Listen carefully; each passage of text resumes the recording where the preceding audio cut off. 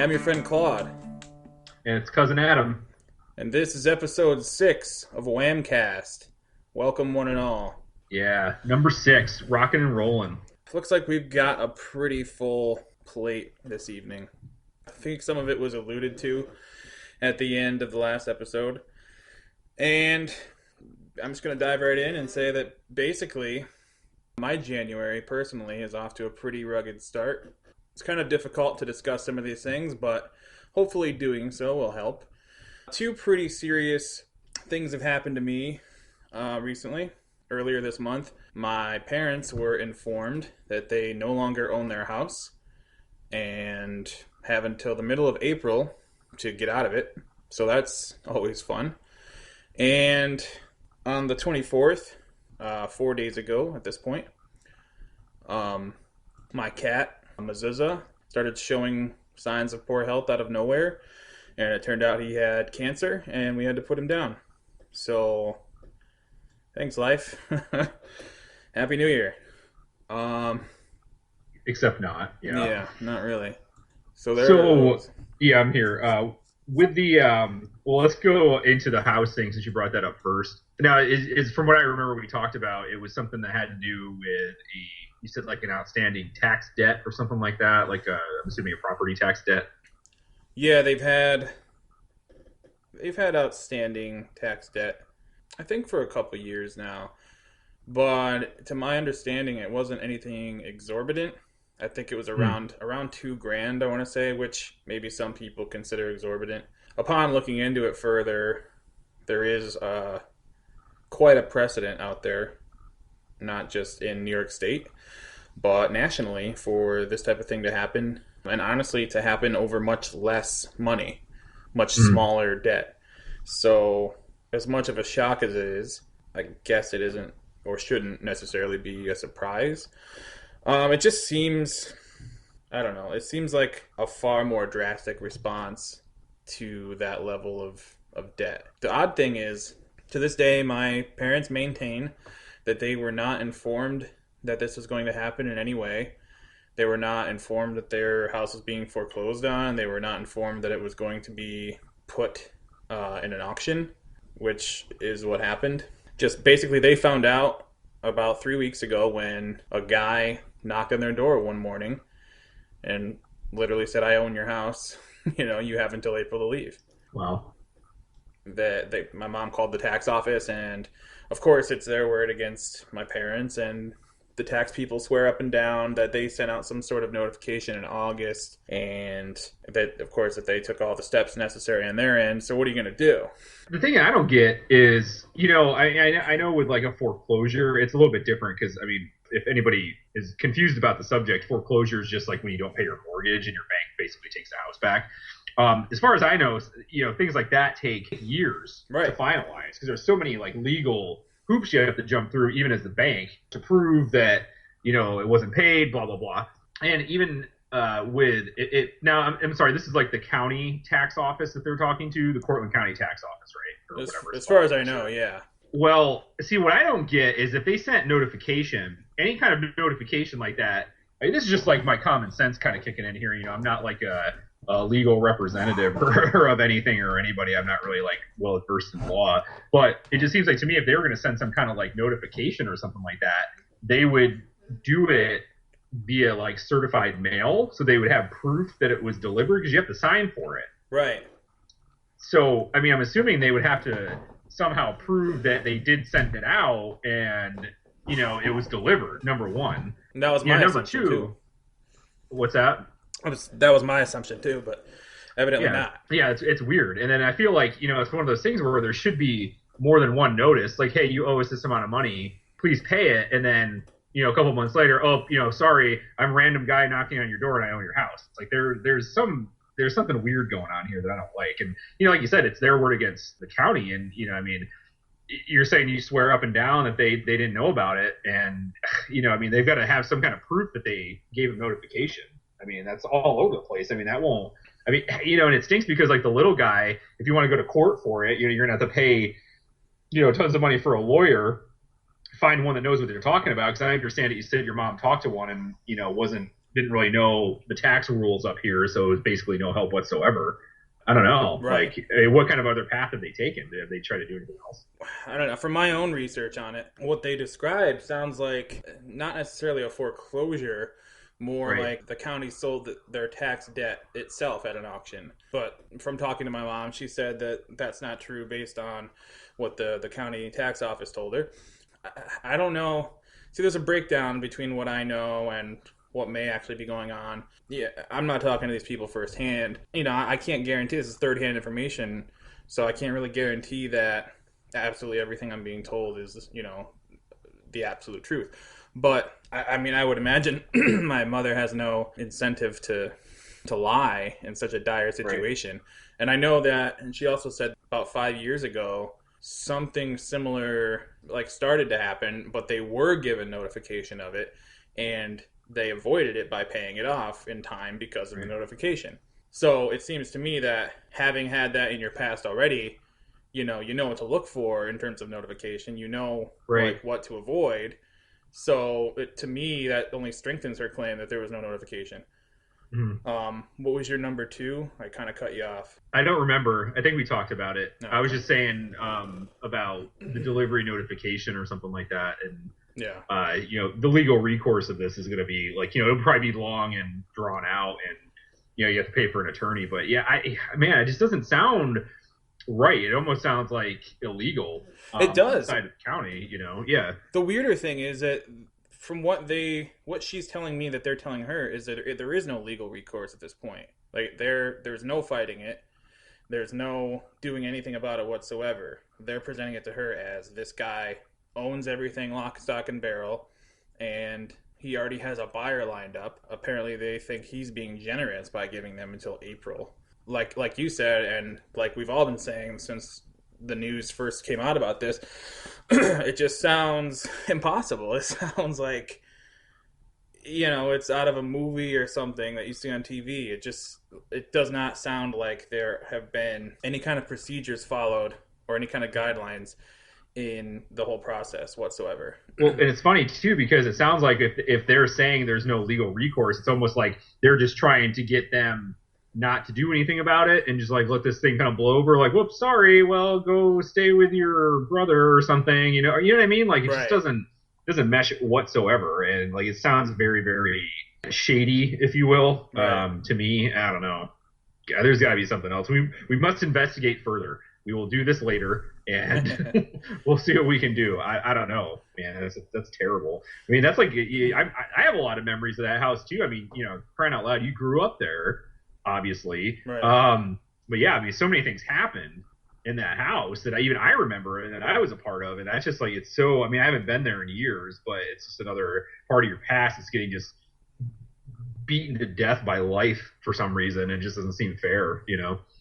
Yeah, I mean, as anyone can imagine, it's of course it's absolutely devastating. I mean, our family has lived there since 1990, which I believe it was my birthday, or might have even been the day before, which would make it your birthday.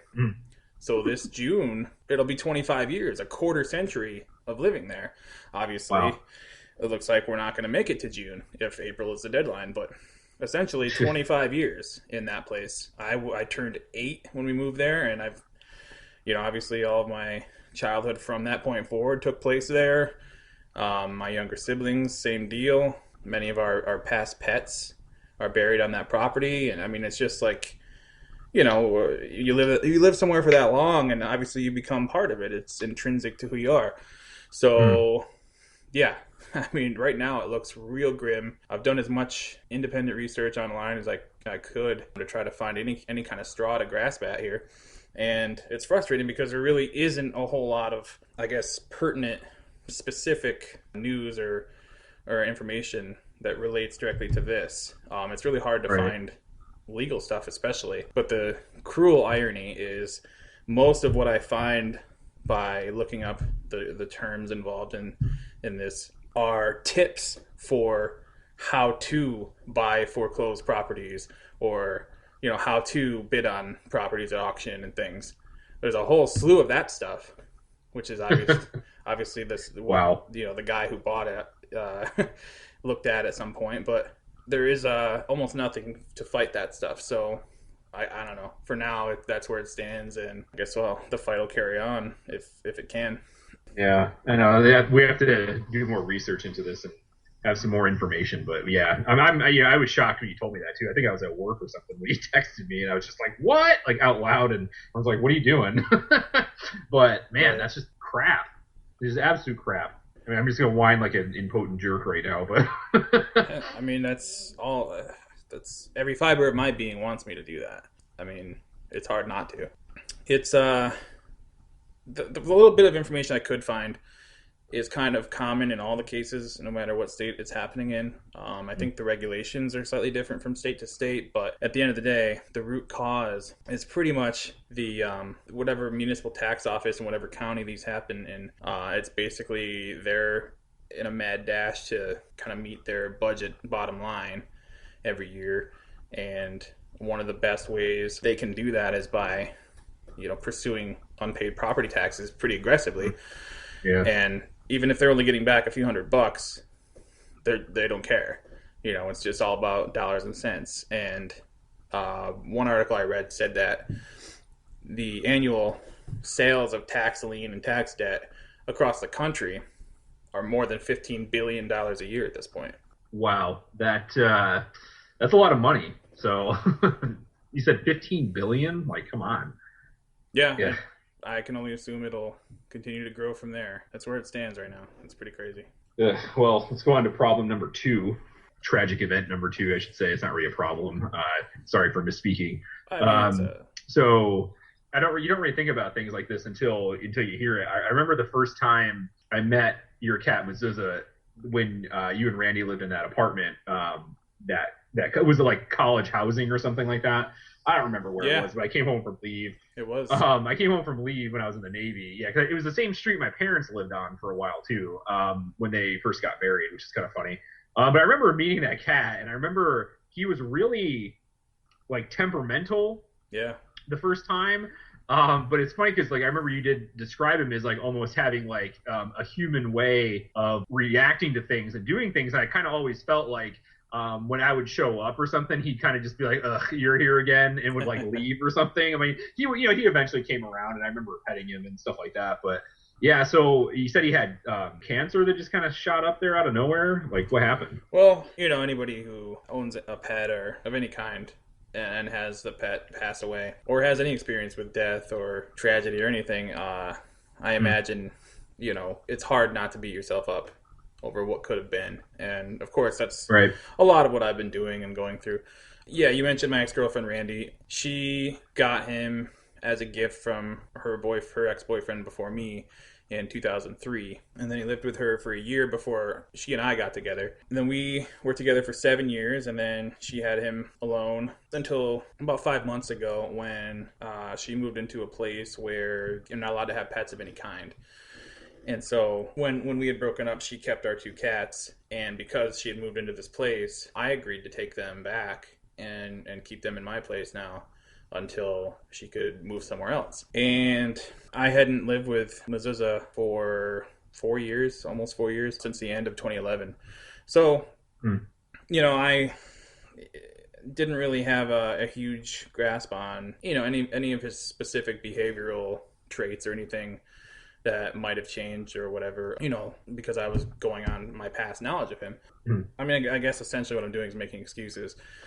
There were some, I guess I'll call them slight changes from what I knew him to behave like along the way of the past 4 or so months that I've had him here. But he had just turned 11 at the end of last year. And I guess I ignorantly chalked them up to him kind of changing slightly with age.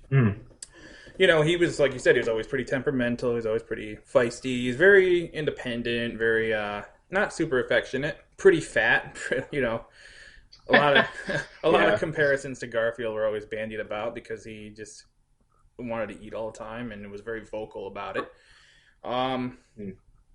So I noticed that he wasn't as vocal. It was quieter. But, like I said, I sort of didn't really give that much credence, which I really obviously kick myself for now. Not that I don't have concrete proof that means anything, but certainly any kind of change, I think it's important for anybody who owns a pet to be mindful of, whether it's negative or not, or perceived to be negative or not. I think it's important to take note of something being different. Right. And I wish I had sooner. And then, that was kind of it for the most part until the last 2 weeks. Other than that, he got to be quite a bit more affectionate, and which I also just kind of chalked up to aging. He wasn't a cat who ever really not much anyway, like to be on your lap or anything like that. And a couple of times in the last few months, there's a recliner I have in my living room, and he would actually jump up and lay on my chest and get in there with me, which seemed a little out of character for him. But yeah, so that was pretty much it. And then within the last 2 weeks, I noticed kind of a very sharp weight loss. He was always, like I said, really quite a big cat. His last vet visit last year that she had sent me the paperwork for, he weighed 17 pounds. And I took him to the vet a few days before he passed, and he weighed under 12. Wow. And okay.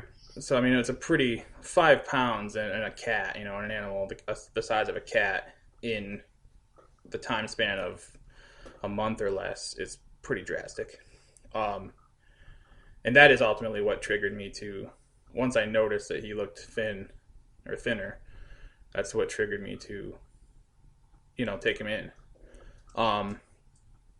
In the time that I had made the appointment, between making the appointment and taking him in, he started having obvious trouble breathing. It just looked like he was breathing really rapidly, like he'd just run, for an hour or something. But other than that, everything seemed to be kind of normal. He was still eating and drinking and everything, and he didn't act particularly affected besides the breathing and the weight loss. And obviously, like I said, that's what prompted me to take him in. By the time I took him in, they said his temperature was really low.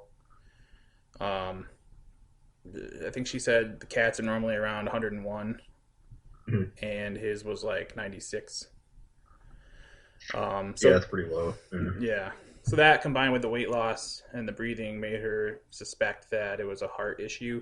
It was really frustrating because I don't know if it's just this vet or vets in general, but I don't know.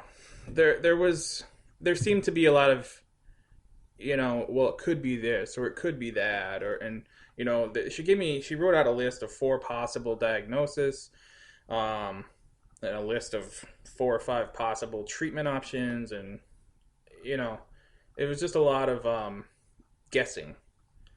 Yeah. And I mean, I don't really know. Obviously, I'm not a vet, so I don't really know the process or anything. But it seems like, I don't know, shouldn't there be a little more certainty involved?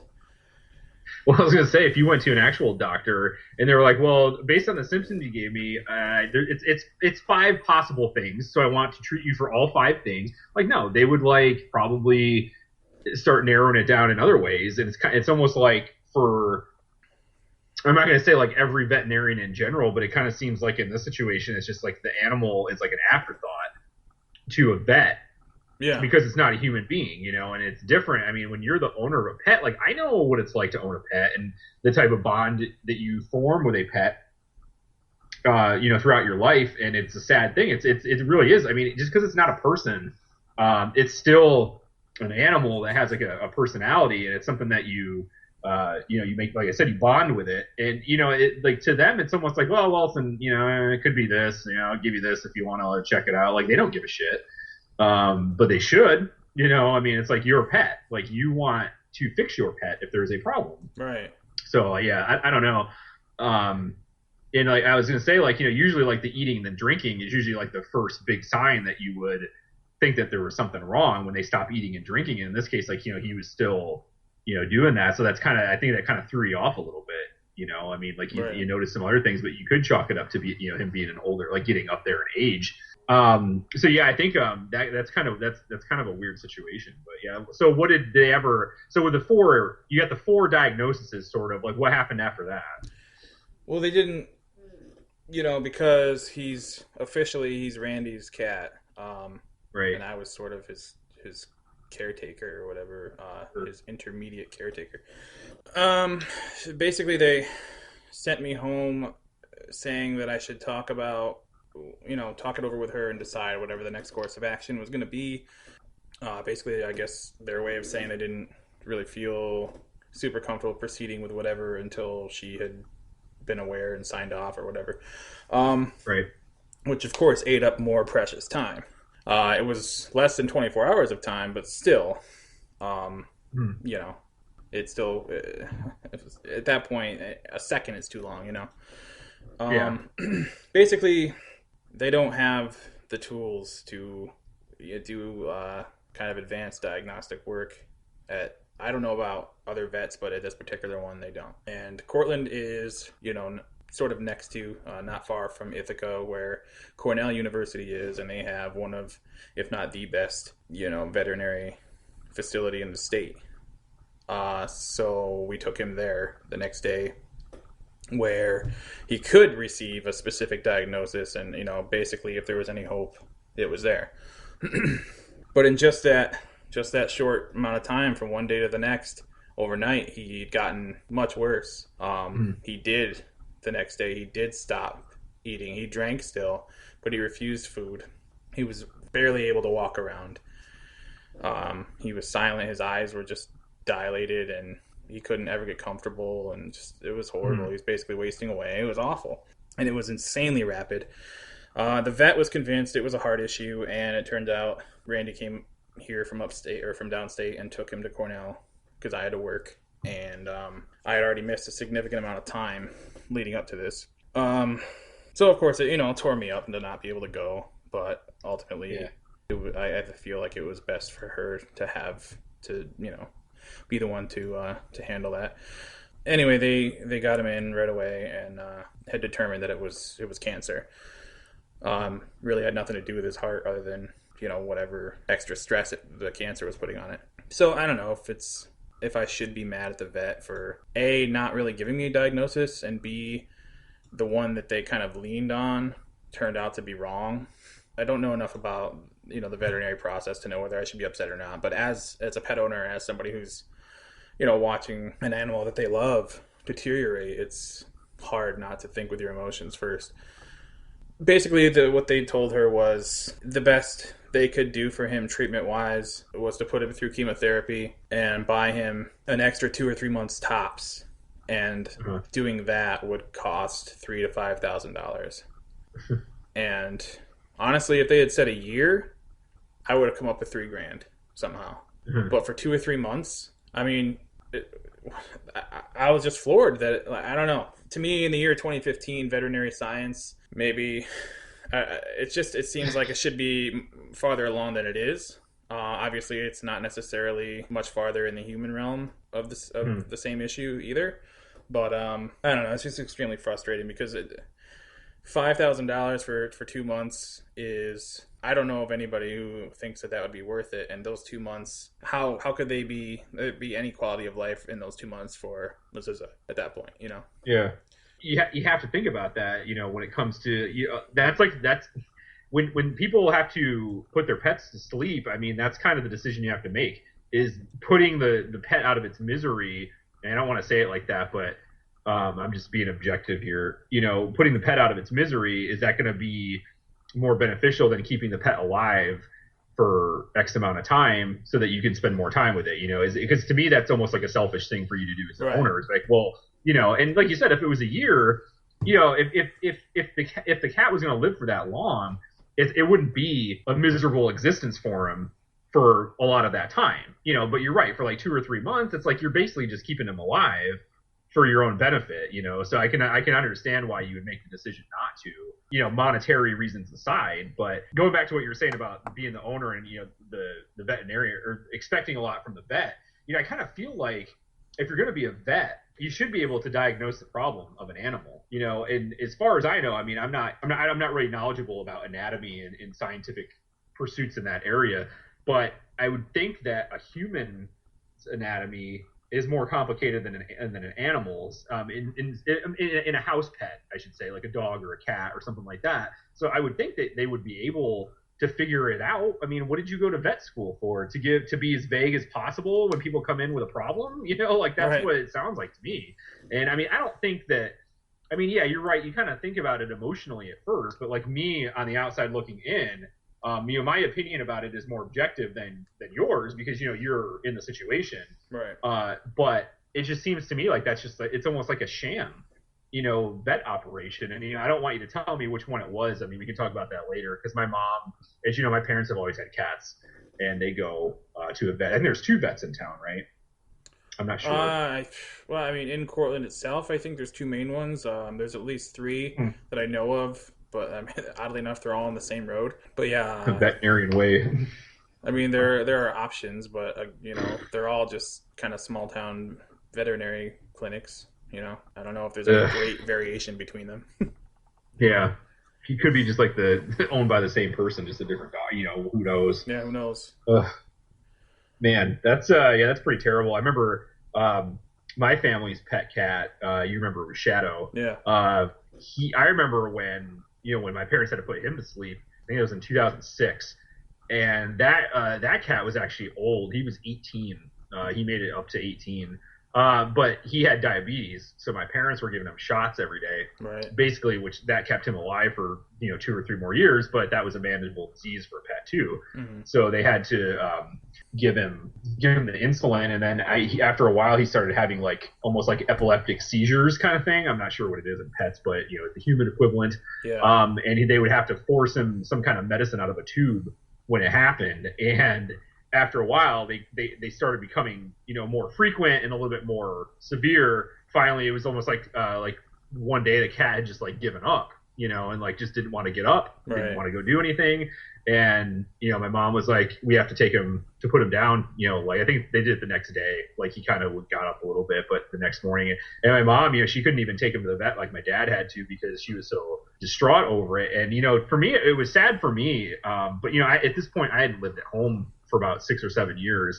So I didn't see the cat as frequently as I used to. So I kind of got used to not, being around. But, when I thought about it, I was like, man, that stinks because I didn't even, see him. When you see problems like that, like in your situation, like, I told you before, we were discussing this before, in hindsight, it's a lot easier to say, oh, I should have noticed it. But I think, that you had some confusing issues going on there with it. Like you said, like he was still eating and drinking, and that's usually like your first indication that something's wrong. But, right. I mean, I don't even know. I mean, if you notice something, do you think that you would have had time to get it fixed at that point? I mean, you know what I mean? It's difficult to say with a pet, It's really, I don't know. I have no idea myself. Personally, I have no idea whatsoever. I don't know. I don't know if there is a real way to know for sure, other than living it. Just, I'm going to sound real preachy, but if there's anybody listening to this or reading, the Facebook page or anywhere that we post about this, just don't ignore any behavioral change in your pet of any kind whatsoever. That's all I can say. But that's the only real way to know. I guess treat a pet like it's a human or something. Yeah, sorry, go ahead. Yeah, no, I mean it makes sense. Certainly, if you're a conscientious and compassionate pet owner, basically, if you're not, I don't feel that you have any business owning a pet. True. And perhaps somebody could argue that against me. I don't know that they'd be entirely wrong. Like I said, it's I don't know. It's hard to imagine, what if this and what if that. It seems to me rational or logical to assume that a couple months ago when I noticed he wasn't being as vocal or, when he would randomly just get up in my lap and stuff, maybe if I had taken him then, I'm sure obviously he had it in his body then. Perhaps at that point it would have been at a more manageable level or more treatable level. I don't know. I would assume that he'd only been with me for 4 months. I think it stands to reason that he probably had it before he even moved in with me, before she even, So who knows how long it's actually been in his system. But, it's just, I think it's a good lesson in any case to just pay attention to things, to be diligent about obviously everything in life, but certainly those things that relate to living creatures that you care for. So, amen. But yeah, it's only been 4 days, so it's pretty rough. But I feel like it was an important topic to share, considering that it's a huge, huge piece of what's going on in my life right now. Yeah, definitely. Well, you're talking about it helps you, get out your feelings, and I mean, I'm sure you talked about it with other people too. But the more you talk about it, the better you feel. I think, especially when it comes to, death, especially of like a loved one, even if it's a pet. You got to talk about it with the right people. Yeah, there are people. It's just like with any traumatic event, especially death. There are people who I think mean well, who don't realize that some of the clumsy things they're saying might have the opposite effect than what they're trying to do. And people I work with and stuff aren't always the most tactful. But it does help ultimately. Yeah, definitely. It helps to talk about someone that like kind of understands or like has had feelings about a pet, in their life. Indeed. Do you have anything personal to discuss this time? Personal problems? No, not particularly. It's basically been status quo for me. Work home life. Yeah. I'm actually starting a new job on Monday, so I'm kind of looking forward to that. It's going to be about 2 or 3 months of training, so that kind of is a vacation for me at work. Not a whole lot of responsibility. It's like going back to school. That's basically it.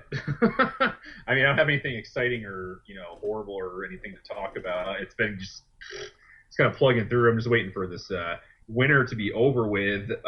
Speaking of which, we had a pretty big storm recently too. How much snow did you guys get? Did you really get anything? No, we were totally untouched. I can't say totally. I think it snowed for a couple hours maybe, but there wasn't much in the way of substantial accumulation. By the next morning, the roads were wet and clear. So honestly, not very much. I think it got worse as it went farther east or whatever. Yeah. So I mean, like they, what really I hate about well, it's not just like local news, but like local weathermen. They all follow like the same stupid pattern of like their constant Debbie Downer talk and like their fear mongering and all this crap, and they do the same thing with the weather. They're all like, oh, be careful. We're going to get some vague arbitrary range of snow, like 6 to 18 inches. Like, be prepared for it. It's like, what's the difference between 6 and 18? That's a big difference when it comes to snow. Absolutely. But it's this ridiculous. And like these school districts, I mean, here, I would say that we got maybe like 4 inches to 5 inches. It was nothing out of the ordinary for the part of the country that we live in. We didn't get like 17 feet of snow like Buffalo got a couple months ago. But they, like, schools were, like, preemptively closing before anything happened. Right. All right? Like, it snowed a little bit the night before. And then in the morning, there was nothing on the ground. So, like, our boys had school because, like, we live in a school district that's actually pretty cool about not closing school. Because when you become an adult and the kids don't go to school, you either have to pay the babysitter for a day or you have to take some time off of work, which looks stupid. But in this case, the school district stayed open. We did get, some, it was like 4 or 5 inches, so the roads were sloppy for a couple hours until they got out and plowed it. Right. But nothing even close to what they were shoving down my throat. And like I'm just so sick of it. Like I don't even care what the weatherman says anymore because 50% of the time it's not even right. Like, I don't even know why they have a job, to be honest with you. Like, you can tell me what the temperature is today, and if you see a storm moving in on radar today, I don't want to hear any more crap about what's going to happen 2 days from now, because, like, they were completely wrong, Yeah. And that was my big beef when this snowstorm came through, And I know Boston got dumped on, like they said, but come on, like, it's this constant BS that I get. Well, it seems like, based on everything I've read, the hardest hit areas, they got 3 feet max, which, sure, that's a lot of snow, but it's nothing all that crazy for, at least once every winter, I feel like 3 feet isn't uncommon to see. No. That's not even, most of the places got around 1 foot of snow, which is, again, like you said, that's called winter. So I don't know. I honestly think weather reporting, it's just like any other form of news. It's a business. It's designed to make money, to get viewers. Honestly, weather reporting to me is entertainment. It's not any kind of, at least in this day and age, it's not any kind of serious indicator of what you could really expect. And for the last bulk of the last 5 years, I have not had any kind of cable. I've had no access to regular TV of any kind. I read certain sites to stay current with like certain news stories, but I'm not somebody who cares to check the weather. So essentially, for almost 5 years, I had no regular information coming to me about what the weather was like, and it didn't affect my life in any way, shape, or form. Every once in a while, there would be a truly legitimate thunderstorm or snowstorm or something that really did affect where I lived. But those moments were few and far between, and honestly, they're seasonally expected.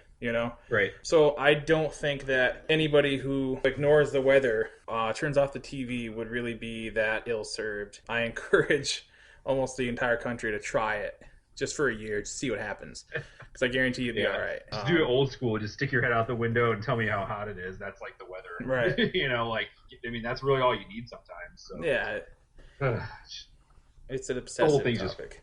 The whole thing's just frustrating, and not only, it's not just the weather. It's like I'm sitting there watching some show. And it's like, oh, this substance could be in your house and it could kill you. Right. Find out what it is at 11. It's like, no, fucking tell me now. Yeah. Because I want to know what's in my house. Kill me. That's all it is. It's just a constant campaign of fear because they want you to be scared and they want you to watch it to see what it is, and it's usually something stupid. Well, it's like an older form of what they call clickbait now, where like all these internet stories have these articles that are sensationalized yet vague, so that you click on them and you read the whole story, and that's the equivalent of that on TV, where they give you a taste of something sensational, but you have to wait till their scheduled time slot is to find out what the details are. Like you said, if it was any kind of serious emergency, it would be, I don't know, perhaps in a different form. It would, like, whatever program on TV you're watching would be broken into to tell you. It wouldn't be like,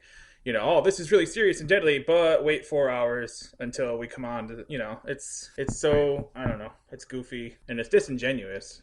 It's just, it's just about viewership. Yep, it's so like ingrained in our culture now, and it's just every day. It's not even out of the ordinary. It's just part, like I said, it's part of the status quo. Yeah, same old. And it's an absolutely large and widespread problem. Which, speaking of large problems, I don't know if you heard about the asteroid that flew by 2 days ago. I did when you sent me the link about it.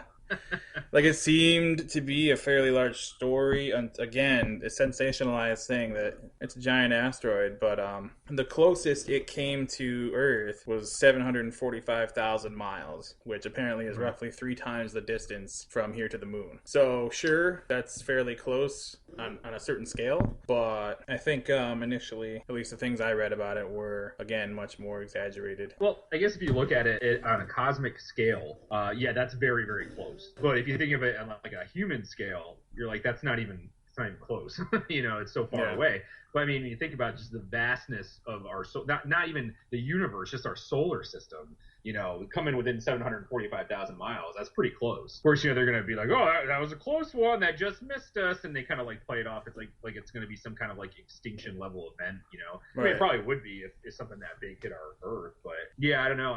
It's kind of that's actually kind of cool. It kind of goes in. There's been a lot of stuff like that in the news, not just about asteroids, but there was that meteor that they landed a probe on or something, which is like that's like, to me, that's like unprecedented and unfathomable almost, Right. And then like all this stuff that that Mars rover's going around. I mean, we're kind of getting to the point where we're starting to push out and look at all these things that are going on. I mean, we've been aware of things, in space before, but I think it's getting a lot of attention with like the Mars rover and, like you said, this asteroid coming so close. I mean, and how often does that happen? I don't know. I mean, what are we told about it? I mean, I'm sure someone's up there looking at stuff flying by the Earth, but we never hear anything about it, So I kind of wonder, like, if this is just like a isolated incident, or like stuff like this happens all the time and we don't know about it, Everything I've read says that that particular asteroid won't be coming anywhere near that close again for another 200 years. But they also say the next closest asteroid approach will be in 2027. So I don't know. They didn't really give any measurements. I don't really know what that means, but I don't know if it's going to be a comparable distance to this one. But basically, everybody can relax for, the next 12 years, I guess, in terms of earth-shattering large bodies, coming down on us. I feel comfortable. Speaking of Yeah, I know what large bodies, that is so mean. well, I mean, it's the crux of the entire story. There's a size 22 model named Tess Holliday who was recently made headlines for becoming, I guess, the first plus size or super plus size or whatever the category is model to sign with a major agency. I've read into it. It's a British agency that, even though they're saying this is sort of history making, I've actually never heard of them. I'm sort of familiar with some of the larger modeling agencies, but I've never heard of it. They're called Milk, MILK. I don't know what that stands for. I guess I didn't read that much into it, but this is the first time I've heard of them. It's becoming a hot topic because obviously it's the first occurrence like this of its kind, and also it's a reflection of our current culture. I guess a movement that either she started herself or has sprang up because of her. They associate with a hashtag called F Your Beauty Standards. I mean, I guess there's pros and cons to this. What do you think? I get mad about this because I feel like, first of all, it's ridiculous that we have to call plus size anything. But that's become so ingrained in our culture as well that, models are typically really, really small sized women. I don't want to sound ignorant about this topic because I'm kind of just, I'm reacting to it emotionally a little bit. I mean, it's nothing against women who are naturally like skinny. I mean, some people can't help it. I know people, men and women included, that can just eat and eat and eat and eat and eat, and they stay 170 pounds. Right. Like they just can't gain weight. People are like that. I think it gets into a point where, this image of what people are supposed to look like, quote unquote, because of these types of things, like with models, in ad campaigns and things like that. I find it, because it's an unrealistic standard for most people to live up to, because people aren't like that naturally all the time, And I think it's just stupid that we call her a plus size model. She's a person that has feelings and is complicated just as much as anybody else.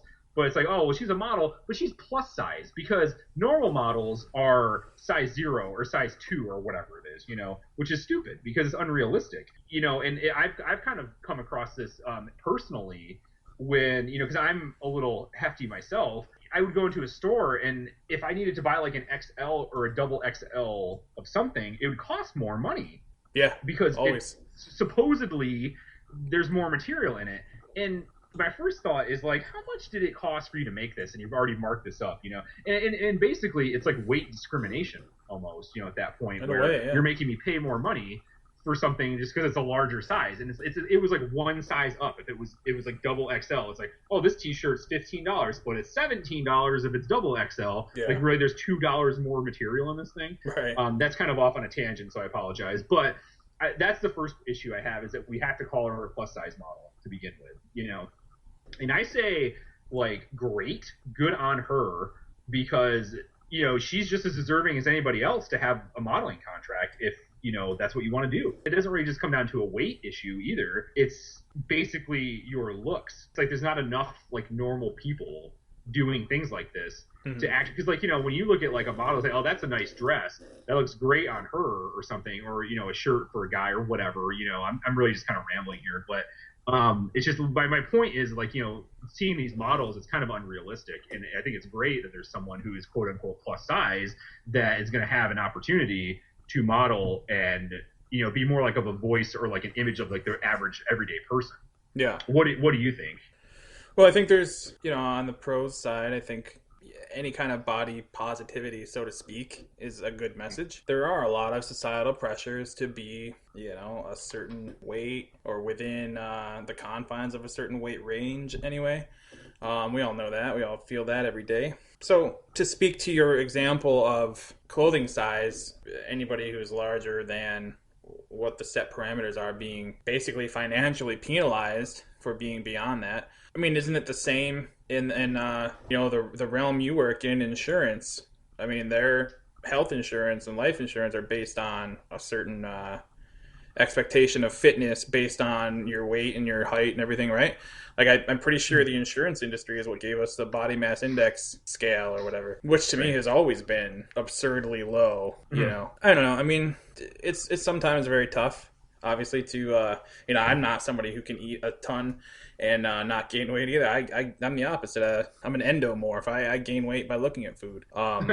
So it's just something I've always had to struggle with too. Also, I feel like, no pun intended, but expanding the parameters of what's considered beautiful is a positive thing as well. Right.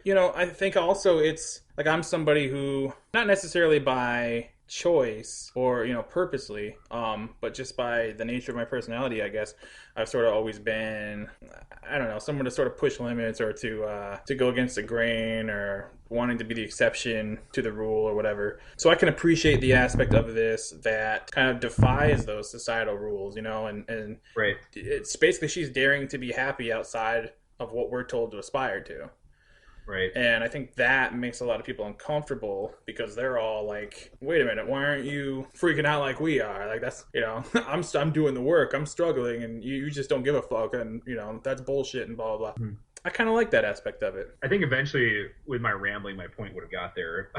I was having a hard time collecting my thoughts, but yeah, I think you're right. It's going outside of some kind of sphere of what we're supposed to be like, or yeah, she's pushing that boundary. She's saying, that's the whole point of the hashtag that you talked about too.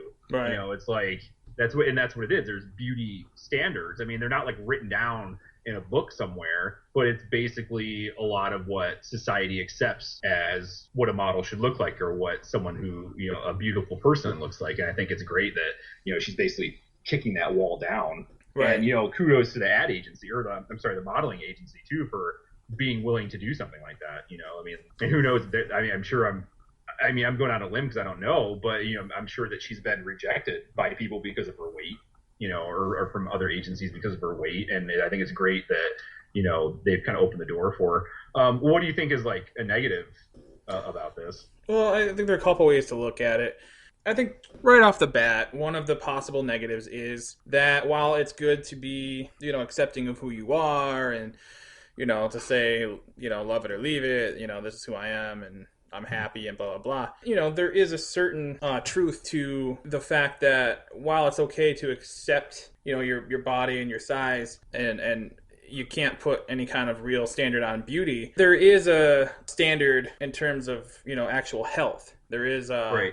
At some point, there is a concern for actual health. As much as we maybe hate to admit it sometimes, the human body is designed to function optimally in a certain weight range for your height. I don't think it's nearly as rigid as, like I said, something like the BMI index would tell you. But, I think there's a lot of gray area there.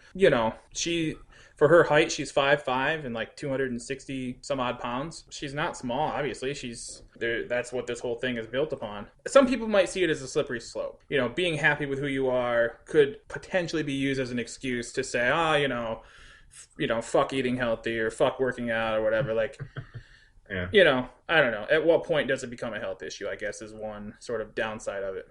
For me, because I'm kind of cynical and jaded, and I look at everything being just like the weather and the news stuff we were talking about, kind of coming back to viewership and a bottom line, I kind of look at the same issue here. Is this happening because the modeling agency is benevolent and says, well, you know what, we're going to give this girl a chance? Or is it happening because there's a kind of a societal trend happening, which is kind of building a growing audience and a market for this? So that means dollars to be made. I mean, think about that song a couple months ago, All About That Bass. I don't know if you heard that, by a chick named Megan Trainor. It's basically an anthem for big girls, That has 541 million views on YouTube. That's a big market. That's people, the media machine, if you will, looks at that and goes, oh, there's money to be made here. This model herself, her name is Tess Holliday, her real name is Tess Munster. On Facebook, she has almost 700,000 likes. And again, that's a big market to tap into. So, the cynical side of me is really tempted to say that a big part of why this is happening is because more than ever, there's money to be made off of, the audience. And the people can relate to these girls. Well, yeah, because it's been a trend in the country for the last however many years that obesity rates And more importantly, childhood obesity rates have been going up as well. Yeah, you're right. I think there is a line. There's a fine line there from where it's like, yeah, accept me for who I am, but then, am I going to get diabetes 30 years down the road? Because that's kind of how I feel like when I'm overweight. I kind of feel like, man, people look at me and they think I'm fat. And that's a stupid mindset to have, because your looks really shouldn't matter to people when it comes to how they judge you and how they look at you. But, I have high blood pressure and I take medication for it, partly because it's hereditary. My blood pressure's always been elevated, even when I weighed, 169, 170 pounds. But now that, I've gained more weight, it's worse. So that's directly affecting a health issue that I have, and it's something that if I don't want to take medication and have high blood pressure anymore, I have to lose weight. So for health reasons, I shouldn't stay this weight. It's not like, well, love it or leave it, I'm going to be fat the rest of my life, or have all this weight on me. You're right. It's like, are we saying, yeah, you should feel comfortable in your own skin and you shouldn't judge people by how they look, but at the same time, there's other factors, weight is a problem when it comes to heart disease, diabetes, high blood pressure, stuff like that. So, yeah. I mean, I think I give her kudos more than I say this is a negative side effect to it. But you're right. I think it is kind of like there's money to be made, because it's more of a growing problem that people just do way more than they used to. Right. So yeah, it's kind of I guess there's two sides to every coin, to say a stupid cliche. But you're right. It's the way it is. There's love yourself for who you are, but don't die an early death. Right. And we've had family members have serious health problems because of years of being overweight, and it's like, it upsets me to think about it, but ultimately, everybody's an individual and responsible for their own well-being. But I think, it's just smart to keep an eye on both sides of the issue, especially for her.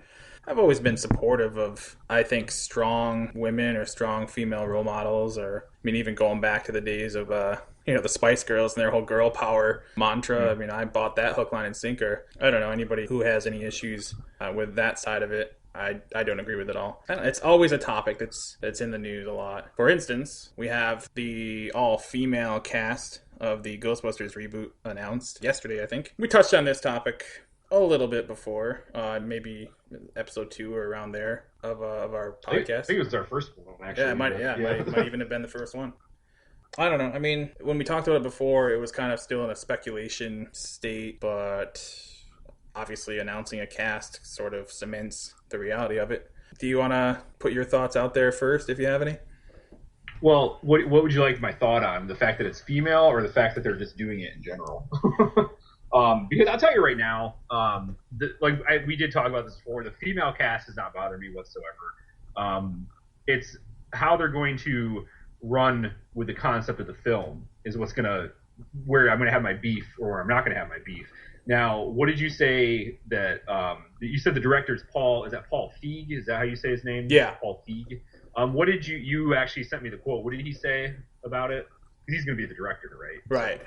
Yeah, he said that, sort of vague, but what he had said was something along the lines of, we're going to include enough nods to the other film so fans look at that and say, oh, look, they're acknowledging that existed. I don't know, that just seems really dismissive and really condescending, because, Ghostbusters isn't some small, obscure movie from the early 80s that people have forgotten about. Ghostbusters is a massive entertainment property, not just in movies, but across all media. It was a hugely successful cartoon, a hugely successful toy line.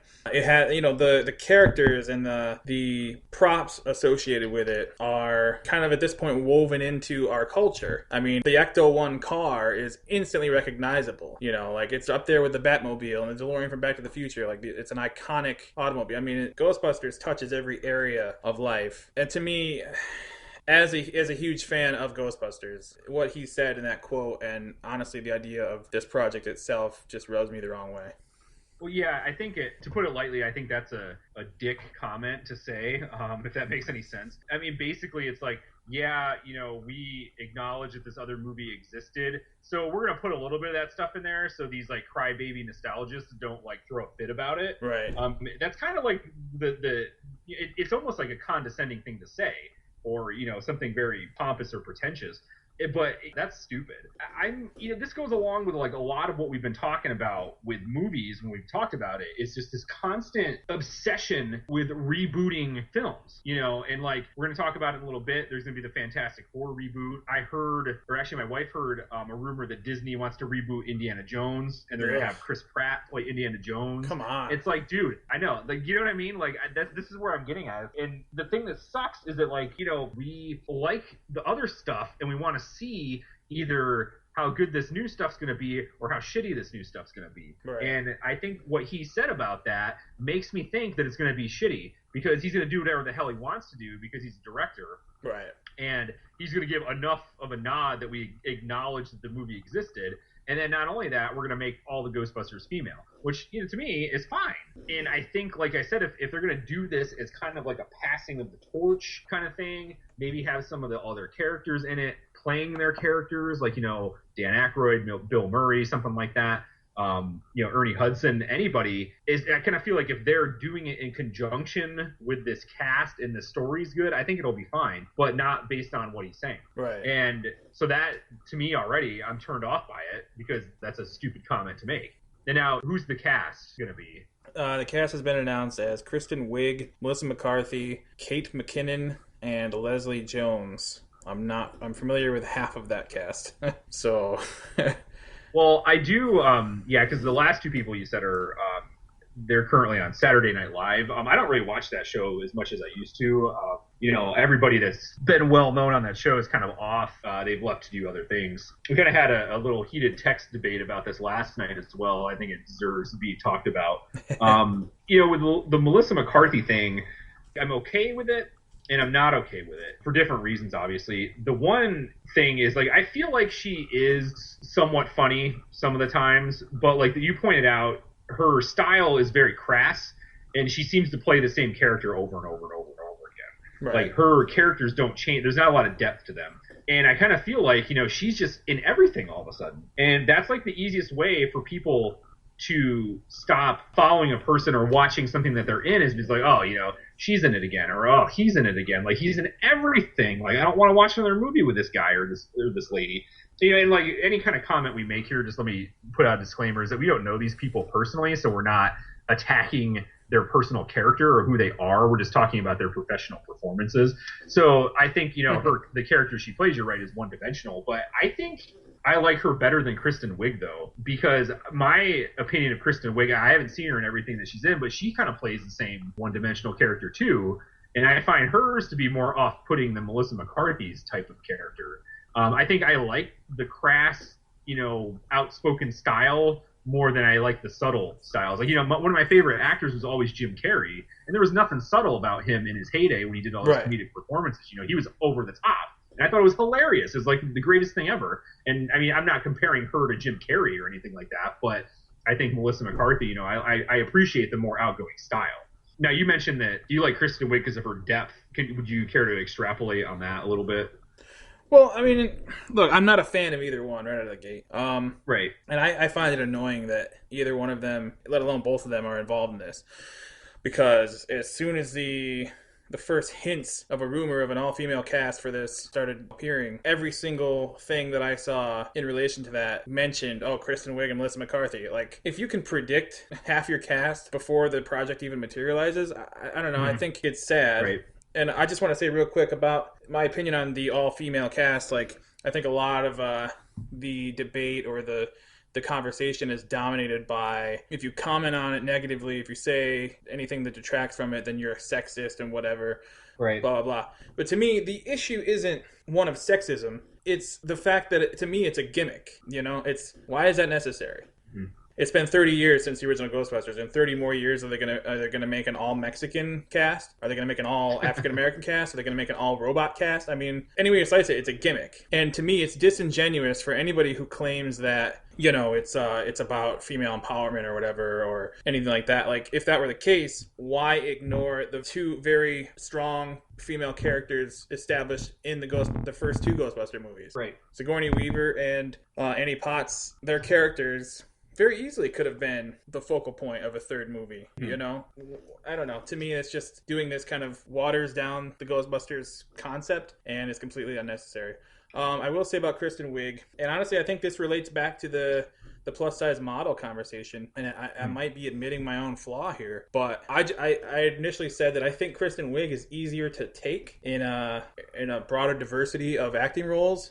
You know, I would be able to believe her or accept her in a dramatic role way before Melissa McCarthy. And definitely. I don't know that Melissa McCarthy may very well have the talent to play both sides, or to play a wide range of roles, but she doesn't seem to be getting that type of work. Meanwhile, I've already seen Kristen Wiig in a broader diversity of roles in several different movies. So she just seems to be on a different career path than Melissa McCarthy. So maybe I just haven't seen it yet, but I think it's annoying that either one of them will be in this movie. Yeah. Ultimately. I think you're right. When it was still like a rumor phase, which kind of makes me feel like that it wasn't a rumor. Right. As it was going on, they were saying like, oh, well, it would be perfect if we made this movie and we put her and her and her. It's like, why would you just leave it? Why would you make the decision to pick them? I mean, it's because are they like the face of female comedy right now? Right. And that's like the whole point. I mean, you're right. I think doing the all-female cast from a gimmicky standpoint is stupid. Like, if you're doing it from that's the story you wrote and that's what we're going to do, that's fine. But, you're right. Everything, you have to kind of look at all the sides to this and look into it a little bit deeper than just saying, you're right. Like, I like you said, it's, if you say something negative about it and you get that stigma that you're a sexist, like, we're not sexist people. We're not saying that, oh, it's all female and it should be men. Men are better at ghost busting, which doesn't even exist anyway, But you're right. I think that should just be taken out of the conversation. We should just look at this as like, okay, it's a new Ghostbusters. Is it going to be gimmicky? Like, there's so many different ways to look at it. But, you're right about, Sigourney Weaver's character and Annie Potts, that's looking at their role. I mean, even for when that movie was made, it was 84, right? I mean, right. I can't forget when the first one came out. It was 84. Like being like the feminist, arguments and like, the empowering stuff, it still wasn't really that prevalent at the time. But to write the characters like they did was kind of groundbreaking because, when you look at female roles, most of the time they were portrayed as like helpless women who needed men to save them or needed men to, do something good for them or whatever. But like, Sigourney Weaver was not like that at all, that movie. Right. She was always like, get away from me, Bill Murray. Like, you're annoying me. I don't need a man kind of thing. I mean, that's kind of dumbing it down a little bit. But, you're right. I mean, those were strong female characters that were written without really like their gender coming into play. You know what I mean? Like, does that make sense to what I'm saying? I don't really know. Yeah, absolutely. Well, just real quick to add on to that, if you want to, dig even deeper into the already established female characters, the most powerful, aggressive, and destructive character in Ghostbusters was a woman. Was at least portrayed by a woman.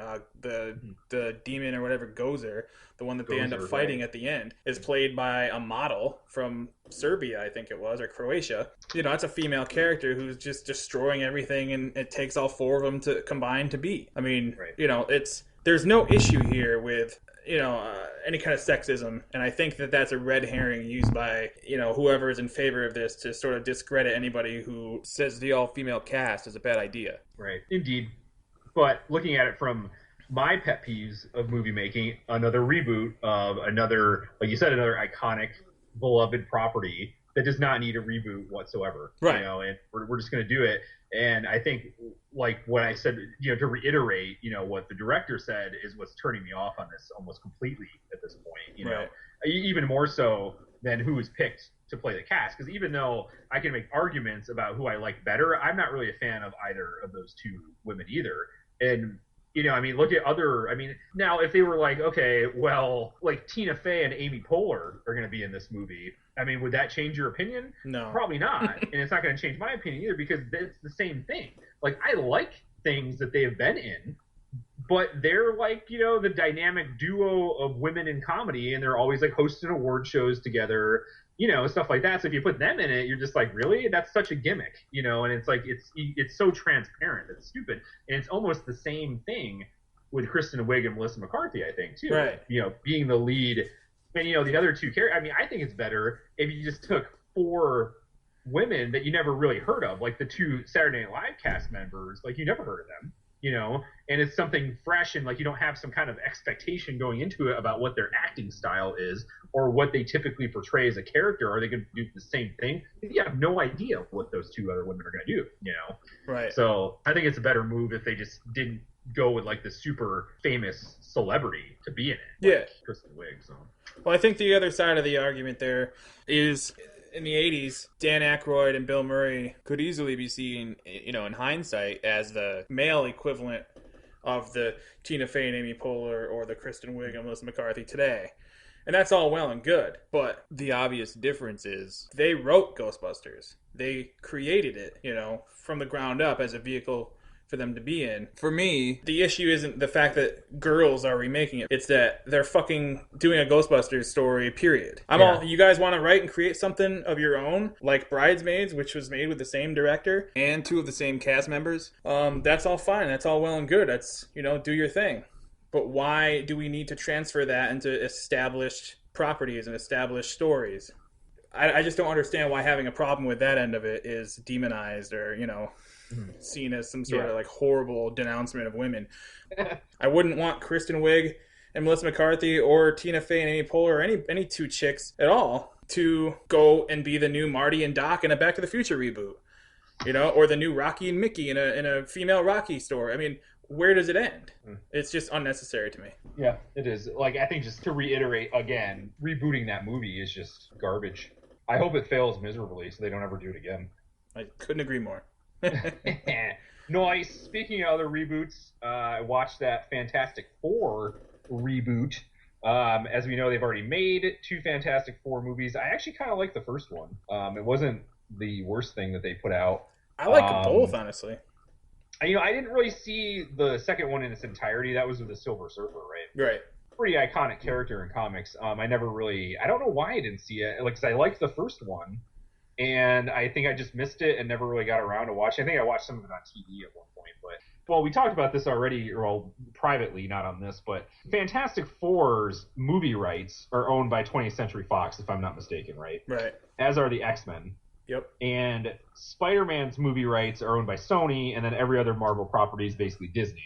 Right. So I could understand if they wanted to reboot Fantastic Four, if they were going to somehow incorporate it into this, like, Avengers Phase 1, 2, 3 crap that they're doing with Disney. You know, like, if they were somehow going to be able to put those characters in, because, you know, that was, like, those were, like, huge moments in comic book history when, like, these main characters started having stories together. And to me, it would make sense to reboot it so that you can put them, not even you have to reboot it, but just bring it back so that you can incorporate it. But since their movie rights are owned by separate studios, that's not going to happen. Right. And let's not forget, too, the current actor that plays Captain America, Chris Evans, played the Human Torch in the Fantastic Four movies. So obviously, you know, you couldn't have him come back and do it if you were going to put them together. But it's just another. I mean, you know, these studios are seeing the cash cow that is like the epic superhero movie all of a sudden, because now that we have advancements in special effects, you can start making these things more often and much easier. And they're just seeing the cash cow, and they're seeing dollar signs. And they're like, well, let's make this movie again. Well, let's do this. So that's my big beef with Fantastic Four now. You know, based on the trailer, the trailer wasn't too revealing. You got a couple glimpses of the Thing in it. Do you know, I mean, I know I saw Kate Mara is in it. I'm assuming she's playing Sue Richards, right? Yeah. Probably. Who else is in it? I didn't even really catch anybody. Honestly, I don't know that anybody. I think they did go with relative unknowns. I can't recall the cast name off the top of my head, but I only recognize maybe the guy who's playing Mr. Fantastic, Reed Richards. I mean, it's weird to say Mr. Fantastic because what's clear from this is that they are going for an extremely younger cast. The first time around, I think the cast was largely a lot truer to the comic book ages of these characters. In this case, I don't know if they're starting them off so young to try to stay with them for the long haul, to extend their appearances out over several years in movies, the way X-Men have been. I don't know. But I guess that would stand to reason. IMDb says that Reed Richards is played by somebody named Miles Teller. Off the top of my head, I don't know who he is, but I know I've seen him in other stuff. For the Thing is somebody named Jamie Bell. I don't really know who that is. As you said, Kate Mara, Sue Storm, and Michael B. Jordan is an African American kid who's playing Johnny Storm, which is interesting if they're still maintaining that, you know, Sue and Johnny are brothers, or brother and sister. Obviously not impossible, but it just seems gimmicky, just like the Ghostbusters issue. Well, I know Michael B. Jordan, he was rumored to be in the Star Wars movie too, but I think I don't think he is, though. I can't remember why he was rumored to begin with, but yeah, I've heard of him. I know Kate Mara. She plays in that Netflix show House of Cards with Kevin Spacey. It's a pretty interesting show, actually. I've been watching season 1 off and on. I haven't finished it yet. There's 2 seasons out. Anyway, yeah, I think it's almost like that studio's response to like this Avengers property, and you know, having like this movie franchise that's going to go over the course of years and years, like you said, and you know, be in multiple movies. I just kind of wish that like at some point these studios could like agree and start integrating the properties with everything else. You know, there was a rumor that they were going to somehow integrate Spider-Man with the X-Men. Right. Because in comic book lore of days past, Wolverine was always a big character that would show up in Spider-Man stories. Like he was always kind of, you know, he's kind of like the lone wolf and, you know, would work with the X-Men, but he'd go out on his own. And I know that Captain America and the Avengers always popped up in Spider-Man stories as well.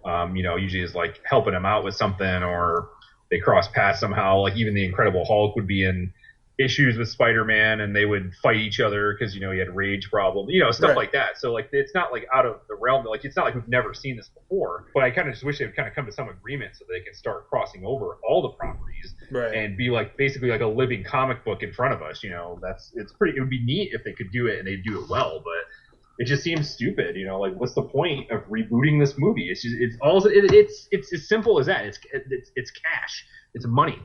You know, it's the driving force of all things, and that's the only reason why they're doing it, because they were running out of ideas. And they're like, well, how can we make money this year? You know? Right. Well, turns out Miles Teller is, what I recognize him from is yet another remake, reboot, whatever you want to call it. He was in the 2012 version of Footloose. He's got quite the career path carved out for himself as the new version of an established character, apparently. Who's Miles Teller playing? He's playing Reed Richards. Oh, right. Okay. Yeah, I saw the trailer, and I mean, honestly, look, I'm a fan of the first 2 Fantastic Four movies. I'm not going to sit here and say that they're perfect and flawless and that they're 100% awesome, because they're not.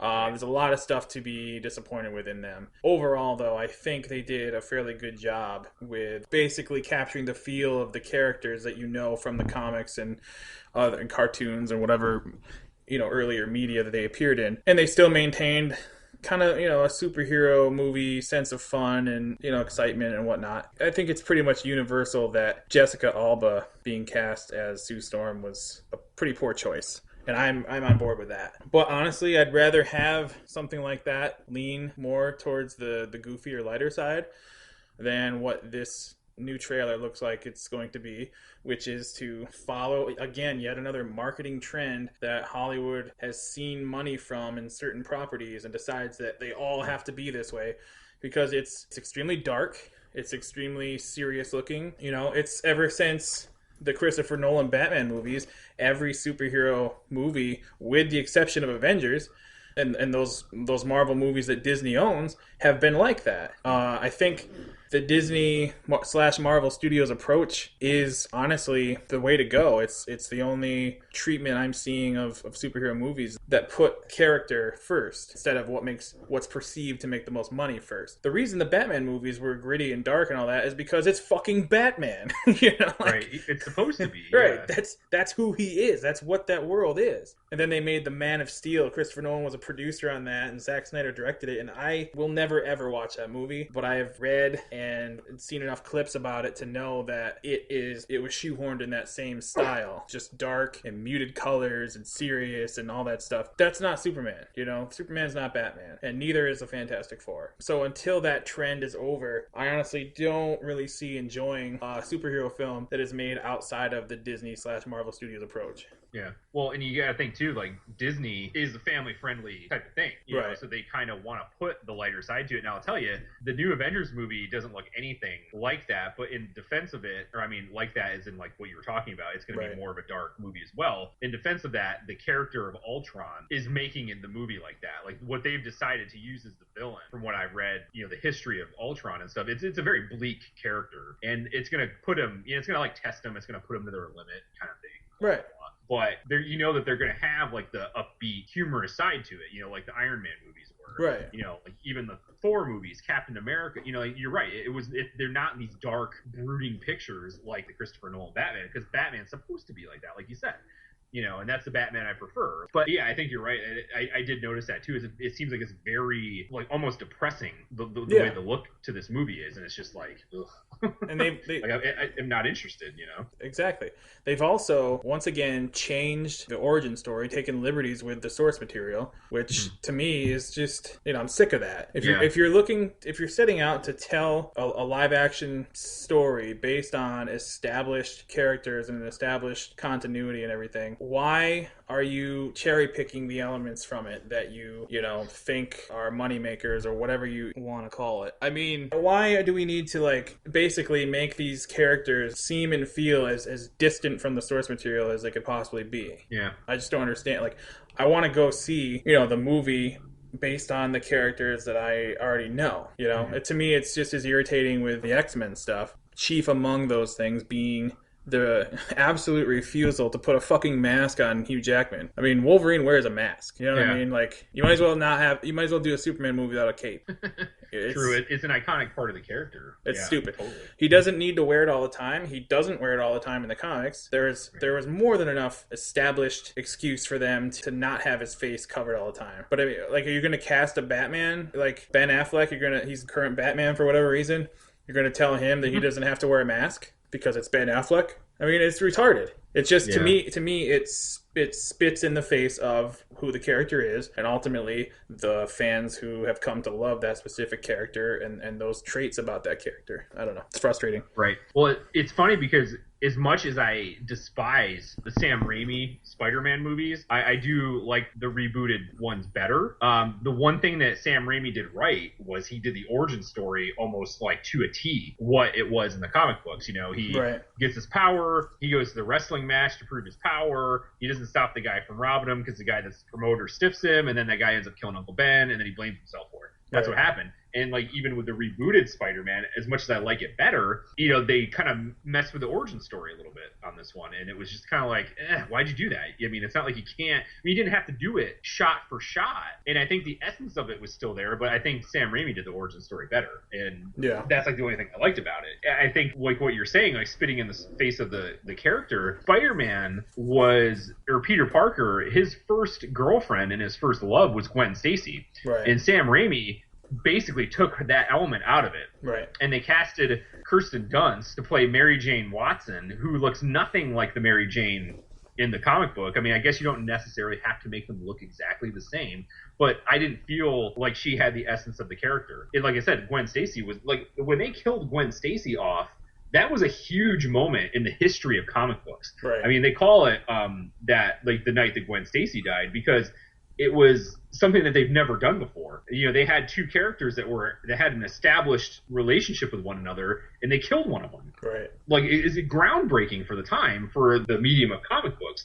And I think for him to, like, leave that character out of it was an ultimate spit in the face of Spider-Man and to Stan Lee. And I'm surprised that Stan Lee didn't say anything about it, you know, because he was, you know, instrumental in getting this stuff done. It's his stuff. Right. And I'm kind of surprised that, like, he was like, oh, yeah, sure, keep Gwen Stacy out of it. You know, I mean, I don't get it. Like, I don't understand why he even let that happen. But I guess, you know, we're not these people and we think differently because we're the fans. You know, we're not the creator. Right. But yeah, that was just one bone I always had to pick with it. But you're right. Back to the original conversation about Fantastic Four, you're right. You know, if they're going to mess up the origin story and do it however they see fit, it's like, no, that's not what the property is. And I'm sure there'll be a million things to complain about with this one, too. So. Yeah. Honestly, I don't plan on seeing it. At this point, I don't either. I don't honestly think I'm going to see much in any genre that I'm supposed to be a market for, because it all just ends up like this. You know what I mean? Like, it's just so frustrating. To me, the Avengers being darker in the sequel with Ultron, like you said, it's a necessary piece of that character, but also it looks to me, based on the trailer I've seen already, that it's still going to be the Marvel Studio / Disney version of dark, which I'm not saying is like the be all end all, but thus far they've taken great strides to present overall fairly accurate costumes, fairly accurate personality traits for all the characters. They're not trying to mute the colors. They're pretty bright. They're pretty, they're not drab, and like, I don't know, they seem to at least, I don't know, portray some sort of sense that they care to maintain what is already known and liked about each character. Yeah, and definitely. I think that's just going to be continued. So I'll still see, until that changes on their end, I'll still see what they put out. And also because Joss Whedon has been doing a great job as director, with the first Avengers, and from what I've seen, it looks like the second one is going to be pretty well done as well. I heard that he won't be doing any Avengers work past this one, which is kind of a bummer, but I can't really blame him. So I think they're planning on at least 3 more movies after this, which may or may not be a good thing. I mean, even if you got something good, there is such a thing as overkill. Yeah. Well, I know that they're going to have, there will be an Avengers 3. And I have also heard that in between 2 and 3, they're going to do their version of the Civil War storyline, which is a big comic book event, I guess, when it happened. And it's going to basically, to shorten it, it's going to be basically Captain America versus Iron Man. So they're going to be fighting amongst themselves for that movie, which I think is going to be great. That's an interesting take on it. And I think, because you can kind of tell that, they're all somewhat tense with each other every once in a while because, they're superheroes, and that's kind of like, their ego getting in the way, especially with like, a character like Tony Stark and the type of character that he is. He's kind of an egomaniac at first. Right. But, I thought that casting Robert Downey Jr. was perfect for that role too. I can't not even imagine anybody else playing that character. And I think, as far as I know, he's signed on for 2 or 3 more movies to be Iron Man. So at least he'll be in the role for the foreseeable future, which is good. But yeah, I don't plan on seeing Fantastic Four. The only 2 movies this year that I plan on seeing are the Avengers movie and the new Star Wars movie at the end of the year. So, if I just happen to, something pops up that we have to go see, we'll probably go see it. But what else is on the summer blockbuster? What else is coming out? I know Ant-Man is coming out. Actually, I am interested in that too, honestly. Yeah. Well, that's another thing that they're kind of mucking up with the origin of this Ultron character in the comic books. Hank Pym, who is the Ant-Man, is the one that basically invents this artificial intelligence that runs amok. It looks like in the movie, Tony Stark is going to be responsible for the artificial intelligence because, as you know, his character with Jarvis, he's already dabbled in the artificial intelligence aspect of things. And I think, to me, that makes sense for the movie property because, like you said, he's the one that's been dallying with it. Unless they, Ant-Man plays a cameo in it in somewhat, but we have not heard of that at all. I don't know. So we'll have to wait and see but that's not like a major character. Ultron is a major character, but he's not as major, I guess, as like the everyday heroes that you see in like every issue of every comic. You know what I mean? So, kind of messing up his origin story is not really like a huge deal to me. Right. But that's what I've seen so far. And that's what I'm surmising is going to happen based on the trailer. But I think there's a lot of kind of backlash over the Paul Rudd casting choice. But honestly, I think that particular type of hero could be perfect for him. You're not going to cast Paul Rudd in Superman or Spider-Man or anything like that, but a character like Ant-Man, especially with the type of story they've come up with, it doesn't feel forced. It doesn't feel like they're cherry-picking elements of the classic story. It feels like a story that makes sense anyway. So at this point, I am kind of excited for that. Yeah. That does come out this year, right? Yeah. I don't even remember, but yeah. I'll probably take a gander, but yeah, I think Fantastic Four is going to be a red box. When it comes out, I'd pay $1 for it instead of $12. Right. So, all right. You asked about what was on the docket for the summer movies. I have IMDb's list here. Starting in June, there's an Entourage movie that's coming out June 5th. No. The 4th Jurassic Park movie, Jurassic World, will be out in June. Ted 2 will be out in June as well. Yeah, I could couldn't give two fucking shits about that. I almost walked out of the theater in that one to begin with, which I know that's an extremely unpopular opinion, but sorry. That Terminator Genesis movie we talked about in the earlier podcast, that's coming out July 3rd. I might almost go see that just to see what a travesty they're going to make of this franchise with that movie. Right. But that's probably going to be a no. Right.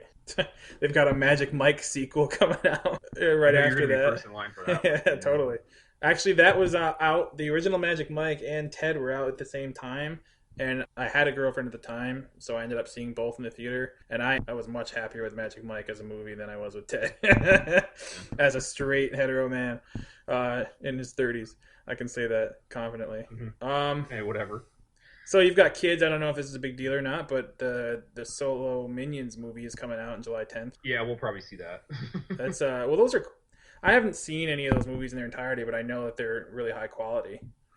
Oh yeah, I love Despicable Me. They're great, and Steve Carell works his magic, as that character, Right. So I liked him a lot too. And they're, they put in those funny elements for adults too, because they know that you're being dragged to the theater to watch this. But yeah, Despicable Me. I think we own both those movies actually too. They're pretty good. So nice. Take a look. Yeah, Ant-Man comes out July 17th. Okay. As we discussed. There's a movie that seems kind of interesting. I don't know too much about. I mean, Adam Sandler's in it, so right there, it's sort of a, proceed with caution to me. But it's a movie called Pixels. That sounds interesting. It's video game experts being recruited by the military to fight 80s era video game characters who are attacking New York. It's directed. So it's a comedy then, right? Is what I'm thinking. Well, it's billed as comedy / sci-fi. So I mean, that could either be really cool or really, really fucking lame. But right away, the 80s characters, you're getting my interest. Yep. If Adam Sandler can pull off being anything like his earlier stuff in this, then that would be great. It's directed by Chris Columbus, who, was responsible for a lot of great movies, Home Alone. It's also got Peter Dinklage in it, who I think is cool. Big fan of him. Cool. So, I mean, it's something to, I don't know. It's interesting to me anyway. It's too early to know, really. Well, it's right up our nerd alley. So. Right. So, yeah, that's July. Into August, that's August 7th is when the Fantastic Four movie comes out. I hadn't heard about this, but apparently, remember the old Goosebumps books? Apparently, they got a Goosebumps movie coming out. There's a movie based on the TV show The Man from U.N.C.L.E. that'll be out in August. Okay. Yeah, in terms of blockbuster type movies, that seems to do it. Oh, there's another one of those, like a sequel to that Hitman movie, that video game movie. Oh, really? That'll be out August 28th. I don't really know much about that, but I'm not super excited for that. It was a good video game. The movie was much to be desired. Right. And then of course in September I don't know if you saw the first one or not, but probably the last thing that can be considered a blockbuster type movie for the year, or summer blockbuster that is. They've got a sequel to that movie, The Maze Runner. Oh, already? Yeah.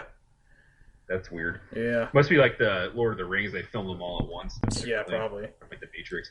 So I know they moved Batman versus Superman to not compete with the Avengers. So when's that come out? Is that like 2016 or the end of the year? Let's see. October it's not on the list for October. You know what is in October is the yet another reboot or whatever. Maybe I'm not sure if it's a reboot or it must not be because Chevy Chase is in it again. They're doing another National Lampoon's Vacation movie. Really? Yeah, with Ed Helms as Rusty, like a grown-up Rusty with his own family now. How have I not heard of this yet? I know, yeah. It's kind of I've heard about it a little bit, but it's been flying under the radar, kind of. It might not be too bad with Ed Helms. I'm kind of a closet Ed Helms fan a little bit. Not Hangover Ed Helms. Yeah, but agreed. Office Ed Helms. Yeah, for sure. In the Daily Show Ed Helms, but interesting. Yeah, it seems kind of lackluster this year, to be honest with you. Yeah.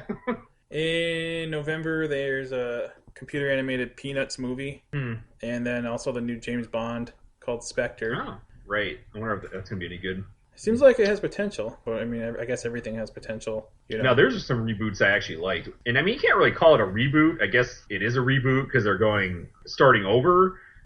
So I guess that's the epitome of a reboot, but it just doesn't feel like a reboot for some reason. Right. There's so many James Bond movies.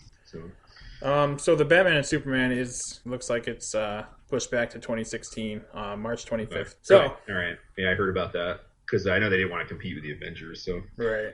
I can't wait till we can actually like watch some of these things and like review them. Like especially the Avengers. I'm really excited about that. Right. Awesome. All right. So yeah, I'm not really I sure. don't really have anything on the horizon I want to talk about. I guess we'll just tackle some stuff as it comes up.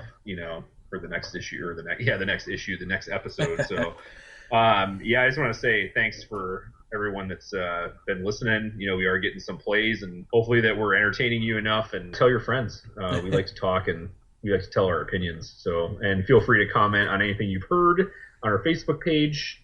We should get our Twitter account up and running sometime soon too. The Twitter actually is alive and kicking. It is at WAMCast Network. Okay. So feel free to suggest something you want to hear us cover or anything along those lines. It's your show too. Mm-hmm. It is. We're a show for the people. Absolutely. So are you thinking about covering anything in particular for next week's show? Yeah, maybe some, we'll look at some science topics. We'll talk about some science stuff. Yeah, I'd say be on the lookout for another week, and we'll be posting another one. So, absolutely. Excellent. All right, well, thanks for listening. This has been episode 6. I am your friend Claude. And I'm Cousin Adam. We'll see you next time. Bye. Peace.